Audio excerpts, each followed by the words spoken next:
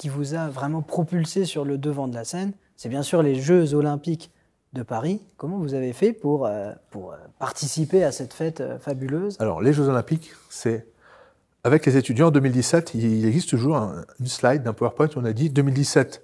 Quand on avait demandé l'argent à la Réunion, on avait dit voilà, 2017, on a les idées. 2018, on fait un petit démonstrateur sur l'ordinateur. 2019, on le fait en petite maquette avec des jouets.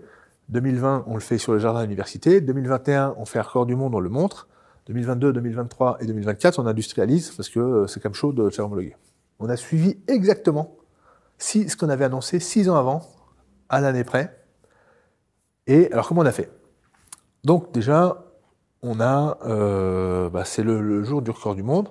On a eu le plaisir de recevoir le ministre des Transports, le préfet, tous les députés, évidemment le président de la région Grand Est, le président de la métropole, Mathieu Klein, la présidente de l'université. Et donc, la presse mondiale est venue. Les Japonais sont venus en avion, il y avait les Chinois, il y avait les Américains, on a fait le TF1 japonais, le NHK, on a fait le 20h en France partout, même si c'est des flashs spéciales et tout, mais dans le monde entier.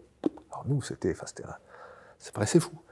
Et le ministre, il dit, Jean-Philippe, j'aimerais que vous soyez présent aux Jeux Olympiques. Alors, il dit, c'est comme chaud, pour de vrai, parce que faire un truc qui marche en démo, voilà, c'est bien, mais faire homologuer, c'est un monde vraiment différent, quoi. C'est moins funky, quoi.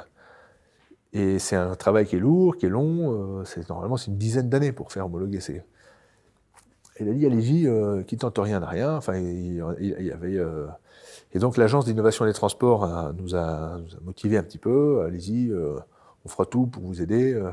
Et les services de l'État se sont mis en route en disant, voilà, si vous êtes sérieux, voilà, on sera avec vous. Et tous les services de l'État, qui sont parfois jugés à tort lents, ils ont bossé les vacances, ils ont été hyper dynamiques, ils ont assisté à toutes les réunions, à n'importe quelle heure, toujours le bon conseil, mais sans aucune concession sur la sécurité. Hein. C'est pas, oui, bien sûr. C'est ça qui est dur à faire. Et ils ont été top. Et donc on a travaillé en confiance, on a pris les meilleurs organismes de qualification au monde, qui étaient les plus chers, et on a créé, on a travaillé, alors c'était dur, hein, physiquement, humainement, en plus, on l'a oublié aujourd'hui, mais l'année 2024, les 6 mois où on était sur le site, il n'y a plus tout le temps. Je ne sais pas si vous vous rappelez, cette année, il n'y a plus tout le temps. Jusqu'au printemps, jusqu'en juin, il n'y a plus. Donc on était trempés tout le temps. Et voilà, on a quand même, à force de travail et de courage et d'abnégation, qui est celui un peu des paysans meusiens et des paysans lorrains, on a quand même réussi on était exténués la veille des jours. On a repris nos chaussées le jour de l'ouverture. On a ouvert, et puis depuis, c'est un grand succès. Ça a été un succès pendant les Jeux. Un succès absolu.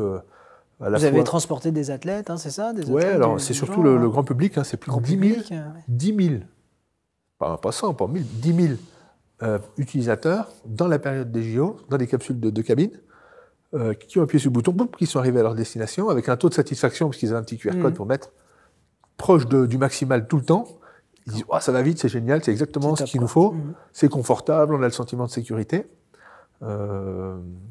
Derrière, zéro problème technique majeur. Alors, plein de petits, plein. Oh là, ça huille, putain, pourquoi ils font ça? Plein. Mais zéro problème technique majeur, donc un beau retour d'expérience pour nous, la suite. Tous les petits trucs qu'on a remarqués, on va pouvoir les corriger. Sécurité, zéro accident, zéro presque accident, enfin rien. Et voilà, on a transporté plus de personnes pendant les semaines olympiques que toutes les navettes autonomes au monde pendant 1 an quand même. Et donc, les gens qui ont des boîtes de 100 personnes, 200 personnes, 300 personnes qui font la navette autonome aujourd'hui, ils disent mais vous êtes des extraterrestres. Je dis non, mais on a beaucoup travaillé quand même. Et surtout, on a fait des choses simples. On n'a pas mis 10 000 capteurs, lidar, machin, la technologie. On n'a pas joué la surenchère technologique. On a fait des choix de bons paysans. Enlever tout le superflu, mettre des bonnes protections mécaniques, parfois un bon grillage, ça vaut mieux que pas mal de choses. Et voilà, aujourd'hui. Et ça a roulé, quoi. Ouais, et c'est un peu ce bon sens lorrain qui nous amène là. Et derrière, aussi une médiatisation encore internationale, avec des Japonais, bon évidemment encore en France, la une des journaux télévisés. Si vous regardez, Il y a beaucoup qui étaient annoncés. Hein. Il y avait les hélicoptères, les drones, les Mhm. bateaux à voile, les foils sur la Seine. Tout le monde, ils ont tous fait le buzz, mais les seuls qui ont eu une homologation, bah, c'est nous.